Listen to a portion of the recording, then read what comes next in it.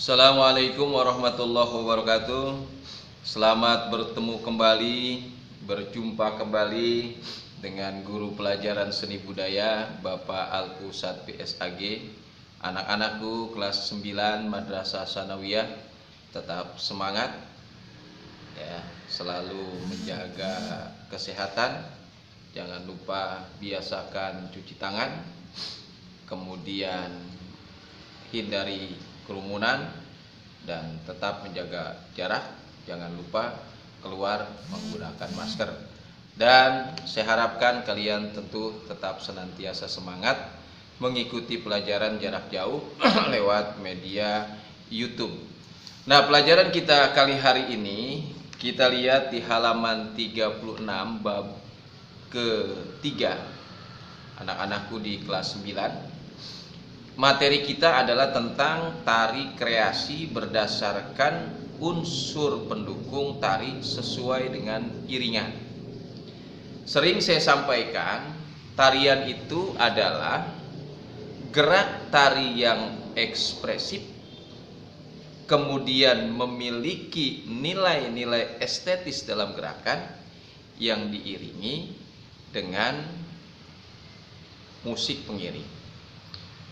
Pelajaran sebelumnya di kelas 7 dan kelas 8 bahwa unsur-unsur tarian itu diantaranya pertama wiraga, kemudian wirupa, kemudian wirama, dan ketiga adalah wirasa.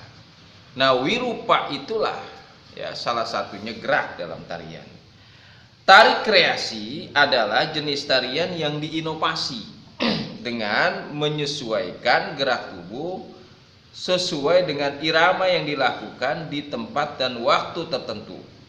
Tari kreasi ini dibutuhkan untuk keperluan pergaulan, mengungkapkan perasaan, maksud dan pikiran. Alat dan properti yang digunakan dalam tarian digunakan agar terlihat modern. Itulah tari kreasi. Beda dengan tari tradisional. Kalau tari tradisional, semenjak tarian itu dilahirkan, ya, ada dan muncul di budaya Nusantara, sampai sekarang tidak berubah. Karena memang aturan daripada tradisional seperti itu adanya. Gitu. Kalau tari tradisional, seniman diberikan kebebasan untuk melakukan ekspresi-ekspresi dari gerakan-gerakan tarian, kemudian menciptakan iringan-iringan irama sebagai sebuah kebutuhan pergaulan, hiburan, ataupun untuk menunjukkan perasaan. Nah, tari kreasi merupakan tari klasik yang diaransemen atau disusun ulang dan dikembangkan lagi sesuai dengan perkembangan zaman. Itulah tari kreasi. Misalnya tari saman bisa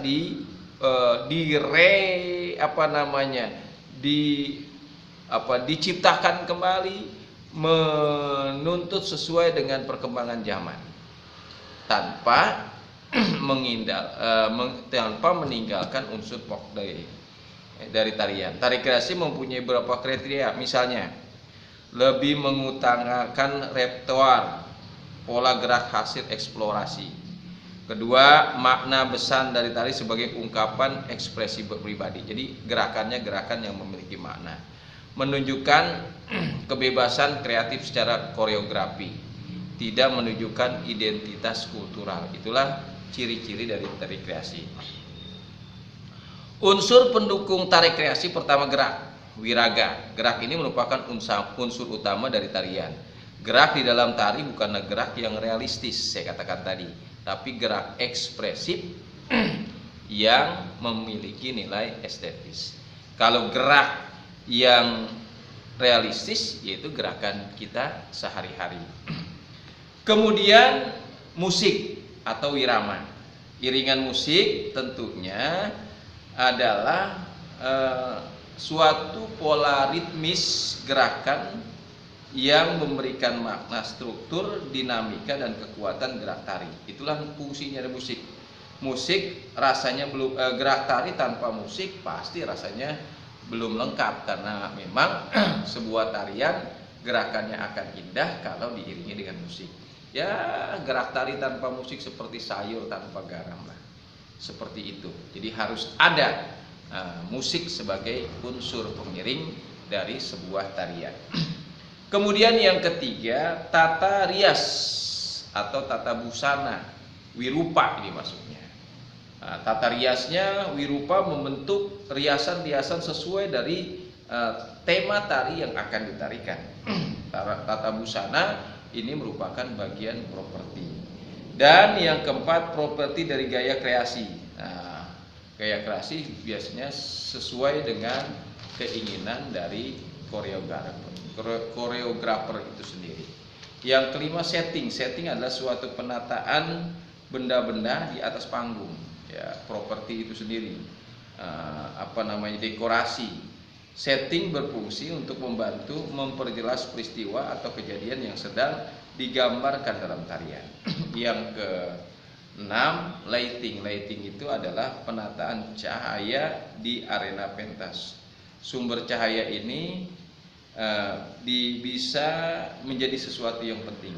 Oleh karena itu bisa dibedakan, ada sumber cahaya dari tenaga matahari alami, ada yang sumbernya obor seperti zaman dulu, ada yang sumbernya menggunakan tenaga listrik seperti saat sekarang ini. Nah, anak-anakku sekalian yang berbahagia, jenis keunikan tari kreasi. Apa uniknya? Pertama, tari kreasi bisa berpolakan tradisi. Ya, misalnya mengambil unsur cerita dari legenda atau dongeng atau mitos-mitos daerah, kemudian diciptakanlah tari. Makanya ada yang namanya tari ronggeng, ya. Kemudian tari kreasi tidak berpolakan tradisi, diberikan kebebasan kepada sang koreografer menciptakan koreo-koreo sendiri dalam tarian.